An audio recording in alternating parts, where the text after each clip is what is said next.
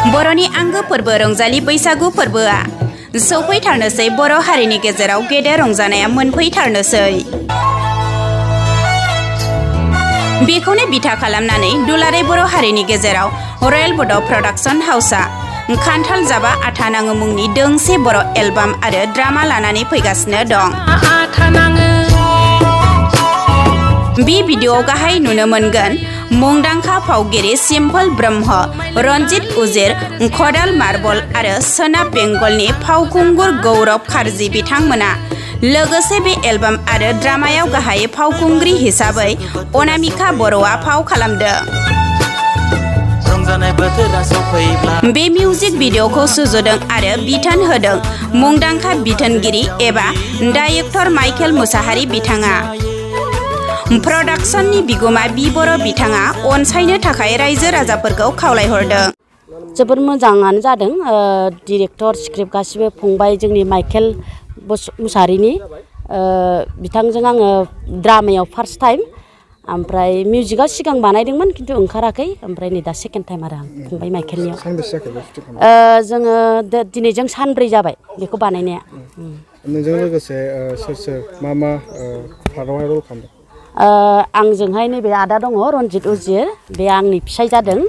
ओमफ्राय नै बिसोरो साइडआव दङ आरो एक्टरा जाहैबाय मार्बल, मा होनदोंमोनलै नाम मोजां मिथिसारनो।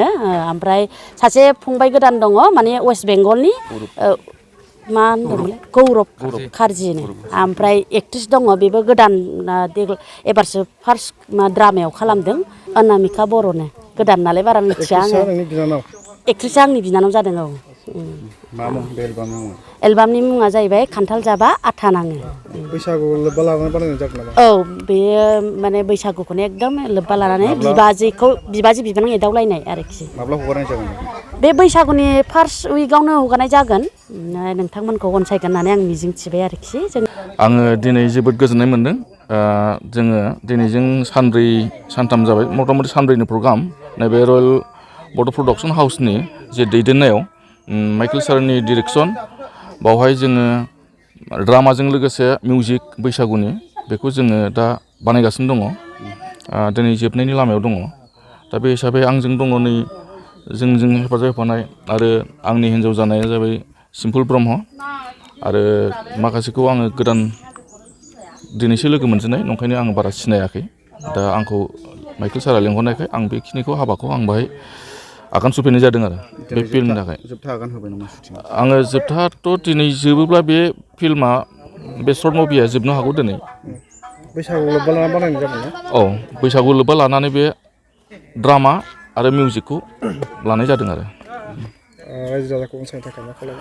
दा बेखिनिखौनो बुंनानै आङो जोंनि बे साफ्रोमबो जोंखौ अनसायग्रा रायजो राजाखौ जाहाथे आरो जोंनि नैबे गोदान प्रडाक्शनखौ बयबो अनसायो होननानै आङो नोंथांमोननि हेफाजाबजों रायजो राजाखौ खावलायनो सानो दे बयबो अनसायगोन होननानै। नोंथांनि बेहाय रल खालामनाया माबायदि? बावहाय आंनि रल खालामनाया, आङो सासे न'खरनि बिदा गारजेन। आङो टाउनाव थायो। जोङो बिजिबसाइ टाउननिफ्राय जोङो बे गामियाव बैसागु जानो होननानै फैनाय जाहैदों आरो। थिग बेखिनियानो जोङो बाहाय ड्रामा मोनसे एन्टारटेनमेन्ट लानाय जादों। मा मेसेज बेरखांगोन होनना आसा खालामो? आङो बावहाय जोबोद मोजां बेरखांगोन। बावहाय जोंनि बर' कालसारनि जे बैसागु मोसानायाव माखासे मा लोब्बा लानानै जोङो ड्रामाखौ लाफानाय जादों, बेखौ जोङो मोजां जागोन होननानै सानदों आरो रायजो राजाया निस्सय अनसायगोन। माने अनेक गोदान माने जिनिस सोलोंनो मोन्दों फैफिना। आं मालाबाबो आसाम फैफेनाखैमोन आरो फार्स्ट टाइम माइकेल दा आंखौ लिंहरबाय। थ' भेरि थेंकफुल आं, माने अनेक मोजां मोन्दों बेवहाय फैनानै। आरो बे शुट लानानै ओमफ्राय जोंनि बेजों आरोखि बिदि शुटना सलिया, खालि आंबान बानायो बड'आव। ओमफ्राय बेजों फैनानै माने अनेक मोजां मोन्दों आरोखि बे माहलाव थानानै शुट लानो। बेखौलाय आं माने माजे माजे नायोमोन। आरो सासे आदा दङ नैबे खदाल ब्रह्म ना, आं बेखौ सिनायो नाथाय बे माबा लकेल दावदैनिफ्राय नायदों आं बेखौ। ओमफ्राय माइकेल सारखौबो सिगांनो खोथा जायोमोन माइकेल सारजों, आरो सानैल'। आं वेस्ट बेंगलनि दा स्क्रिप्टमा इदि आरोखि माइकेल सारा माने इदि लिखादों स्क्रिप्टमाखौ जे आं वेस्ट बेंगलनि फैयो आरोखि। ओमफ्राय जेलेस टाइपनि दङ आं बेखौ जेलेस फिल खालामहैयो।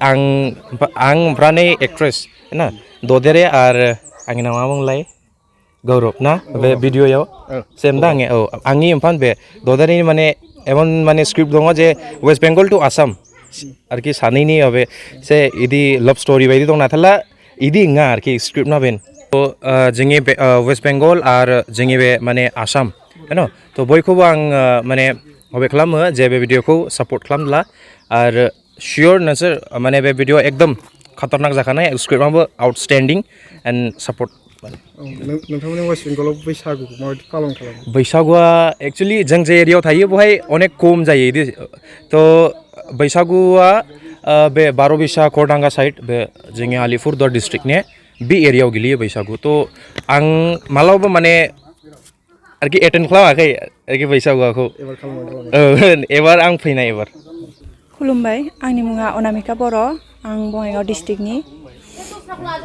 नैबे भिडिअआव मा रल खालामदों एक्ट्रेस रल खालामनो मोननानै माबायदि मोनदों मोजां मोनदों आं एबार फार्स्ट टाइम ड्रामायाव सिगाङावनो ओरैनो एलबाम गाबाय ओमफ्राय ड्रामा खालामफेराखै आरो बेयो गिबि खेब फार्स्ट टाइम मा आसा खालामदों आं आसा खालामो कि भिडिअआ मोजाङानो जायो बयबो नायो सापर्ट खालामो खुलुमबाय रायजो राजाफोरखौ जोंनि बे प्रडाक्शनखौ जाहाथे बयबो एसे नाजावना लायो बेखौनो बुंनो सानो आरोखि सोर रल खालामदों रलाथ' गोबां मानसियानो दं आं नामखौ बुंजोबनो हानाय नङा जेनेबा मेनलि हिर'आथ' जाबाय मार्बल ओमफ्राय जोंना बेंगलनिफ्राय फैनाय गौरब कारजि बिसोरनो दंजोबो आरो माखासेयाथ' सिम्पोल मेदामाव दं आंनि मुङा बि बर' बे सल'खौ मेदाम सुलेखा आरो आंजों